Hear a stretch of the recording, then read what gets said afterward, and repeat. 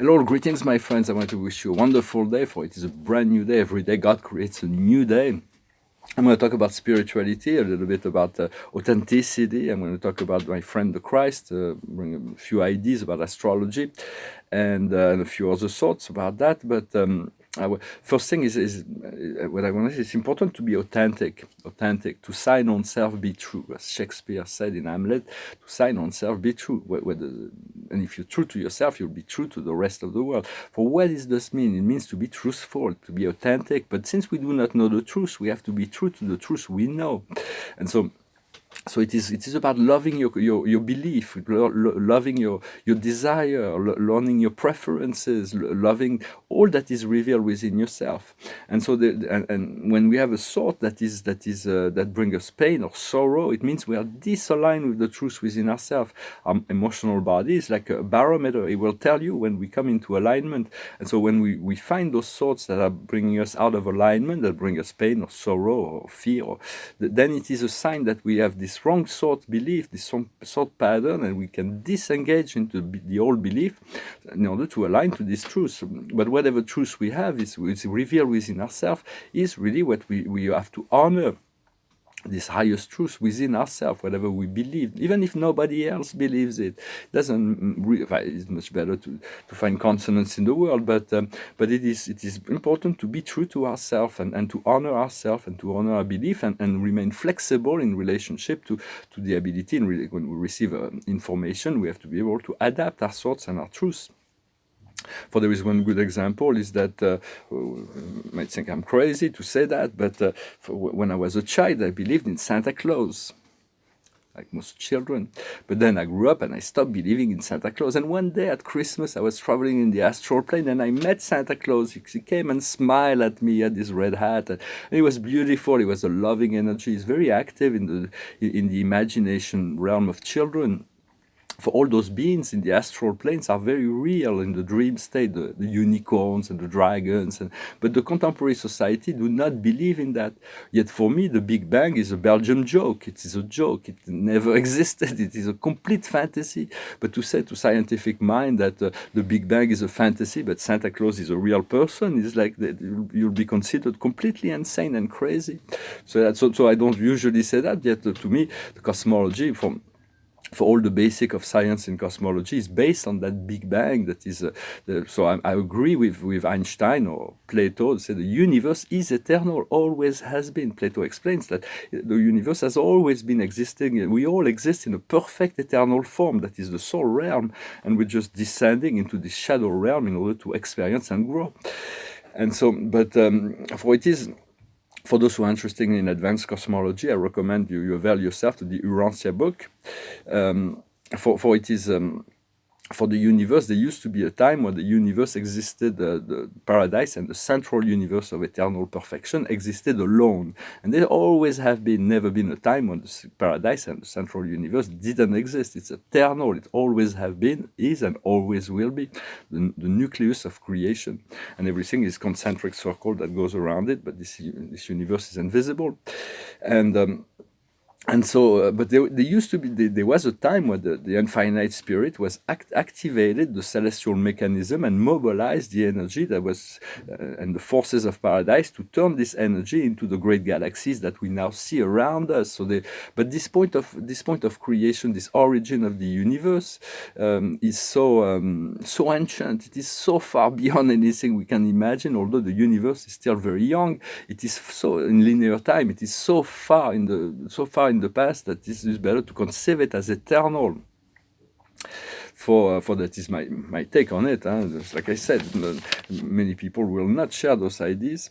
I just wanted to say that in terms of astrology, this is not from me. It's just things that I gathered from the internet. It's just some ideas, some thoughts. That from astrological standpoint, they said that January will be very chaotic, but it's going to calm down in February. We're going to start to be free from this madness, and the medical terrorists, the pharmaceutical cartels will maybe the first one to be exposed.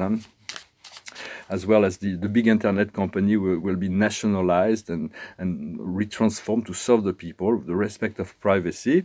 It was also an information that was saying that Donald Trump canceled certain old agreements with negative extraterrestrials, so that will open the door for more communication with positive extraterrestrials. And another information that was communicated is that those vaccines that they're trying to sell right now, the Galactic Federation of Light has been authorized to detoxify them, to turn off all the chips. So if you get it, it's like, well, some people are eager to get it. They're like, there's like even a black market to get the vaccine first, but it's not my case. I don't resonate well with that. I don't feel I need it, any sort of that. And so, but it will be like a bee sting. It will be if they force us to do that, it will take just two days to eliminate it. I am presence. Call on you. I am presence to do the work, to clean up all that, and to work with the I am presence. For they already know how to transmute all that, and so. Or call on the angels. The angels will guide you towards that. But different people will have different ideas on that.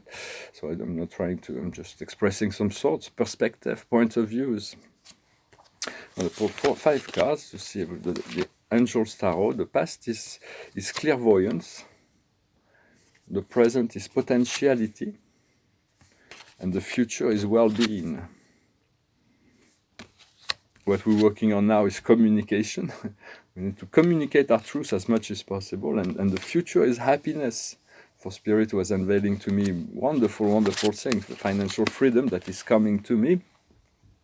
Well, I'm going to talk a bit about art afterwards, but I wanted to talk about the Christ. He's a good friend of mine, and you can call on him. He's available to everyone. He's always available to everyone. And those things I'm going to talk about, he will never make a case of it himself, because if you have a chance to meet him, it is transformational presence. His love and his wisdom is so powerful that just encountering him will transform you. So call on him. Do not be shy about it. And he will never make a case of himself. He will always see what he can do to assist you with your situation. He will always, but it is his way that we're following here. For he's the only begotten son of creator status, of paradise origin, the order of Michael. So he's the only one. He's the Father God. He's part of the soul of the Father God of our universe and the Mother God of our universe. His counterparts, Sophia.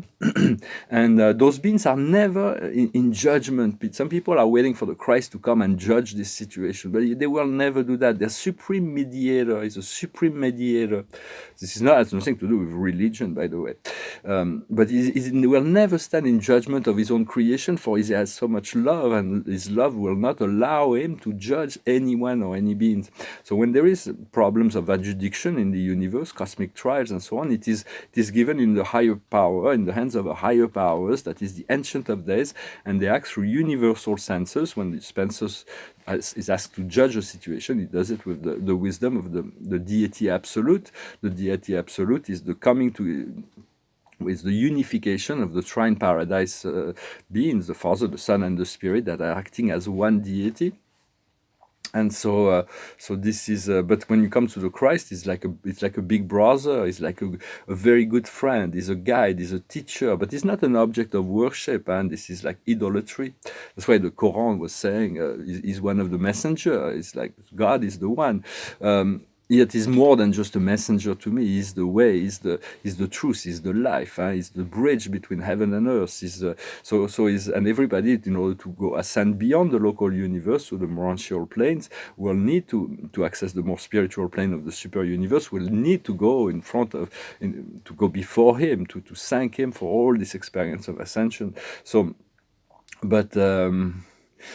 it's very much call on him and do not be afraid. It's not. He's never in judgment. So there is nothing to fear about that.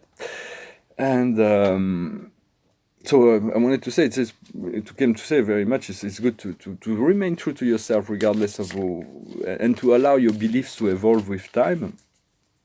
And so I'm going to pull a few more cards to see. If you want a private session, do not hesitate to send me an email. Thank you for your likes, your donations, your comments, your subscriptions.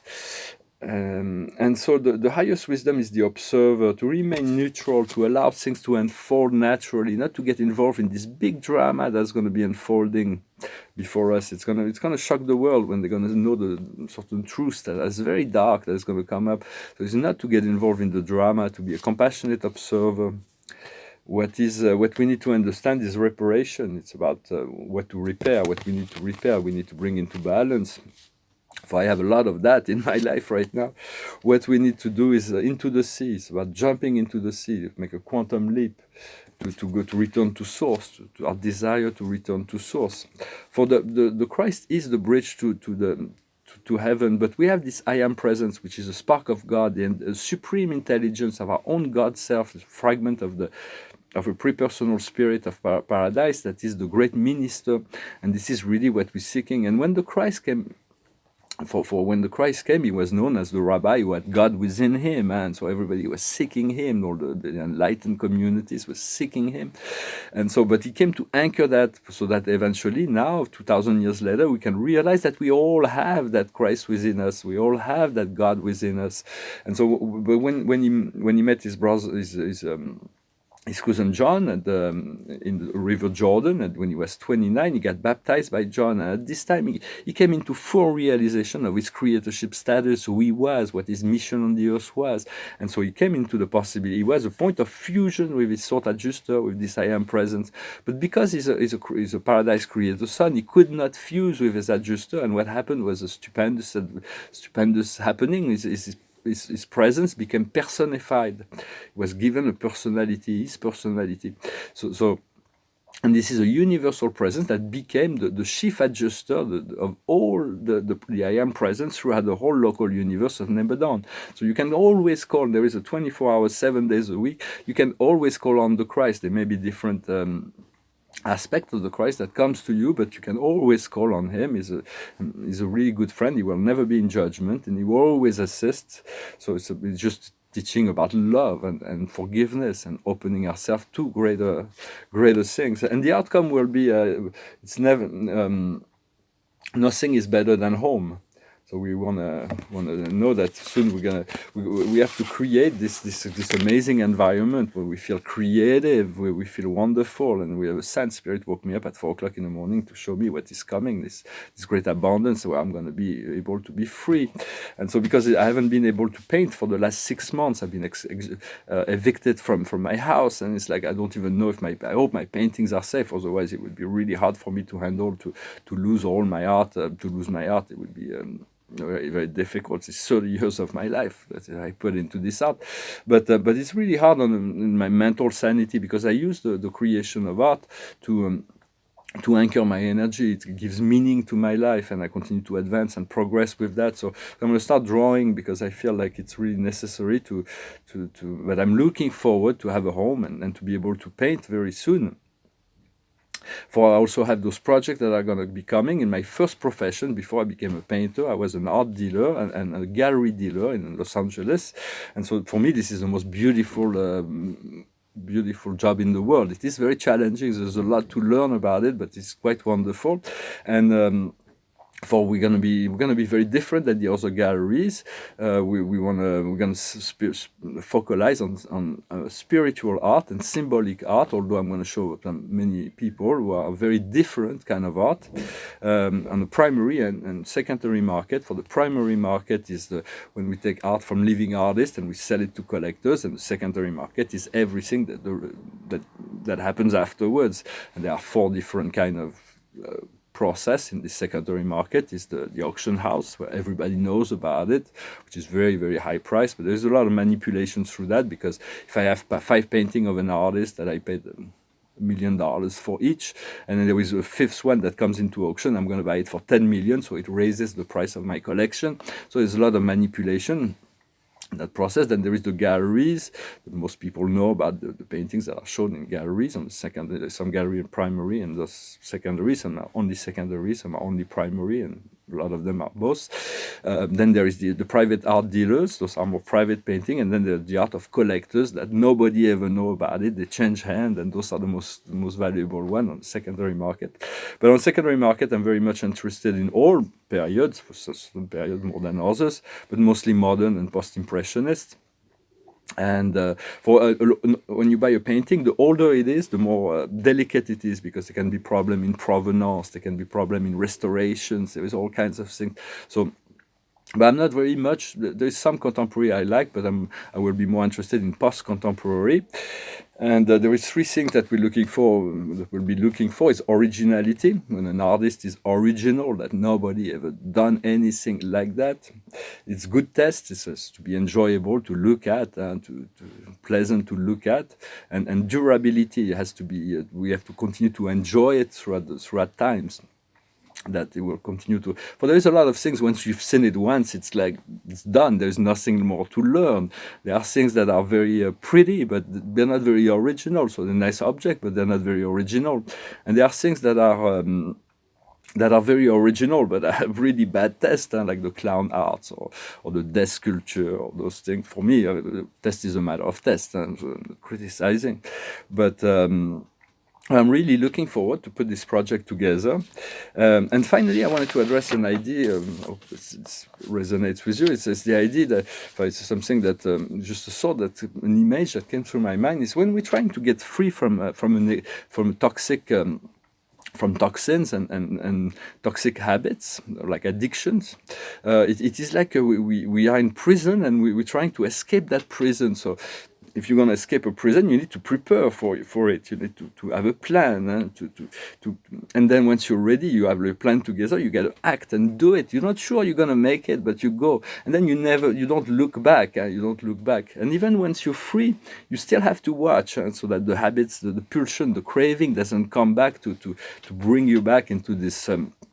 For we all call to make this purification. I'm going to pull one more card, and so this was a funny image that came through my mind. And I'm going to sing this little song. It's a song about the danger of a pharmaceutical comfort product. It's an older song of the Rolling Stones called "Mother Little Helpers." What a drag it is getting old. Ta-da-dum, ta-da-dum, ta-da-dum, ta-da-dum. Kids are different today. I hear every mother say, mother needs something today to calm her down. And though she's not really ill, there's a little yellow pill. She goes running for the shelter of her mother's little helper, and it helps her on the way. Get us through a busy day. Ta-da-dum, ta-da-dum, ta-da-dum, ta-da-dum. Things are different today. I hear every mother say, cooking fresh food for her husband just a drag. So she buys an instant cake, and she burns a frozen steak, and go running for the shelter of her mother's little helper, and it help her on the way. Get us through a busy day. Doctor, please, some more of this outside the door. She took 4 more. What a drag it is getting old. Ta-da-dum, ta-da-dum. Ta-da-dum, ta-da-dum. Men aren't just the same today. I hear every mother say, they just don't appreciate that you get tired. They're so hard to satisfy. You can tranquilize your mind and go running for the shelter of a mother's little helper, and it helps her on the way. Get us through a busy day. Ta-da-dum, ta-da-dum, ta-da-dum, ta-da-dum. Doctor, please, some more of this. Outside the door, she took 4 more. What a drag it is getting old. Ta-da-dum, ta-da-dum, ta-da-dum, ta-da-dum. Life just too much too hard today. I hear every mother say, the pursuit of happiness, it seems a bore. But if you take more of those, you will get an overdose. No more running for the shelter of a mother, little helper, and just helps you on your way, getting through your busy dying day. Ta-da-dum, ta-da-dum, ta-da-dum, ta-da-dum. So it talks about the dangers of addiction. There is a big problem in America with this opiates. A lot of people are getting addicted, and some people are dying from over medication. So it is. We want to move on to as balanced and healthy life as possible, and so it is a new angle. The Archangel Samuel. There is a better way of going about it. It is time of reflection. Dare to be different. So be yourself, be authentic, be truthful, follow your inner guidance above and beyond all else for the message of the day. That is it. I thank you very much. I wish you a wonderful day, and I'll talk to you later. Namaste.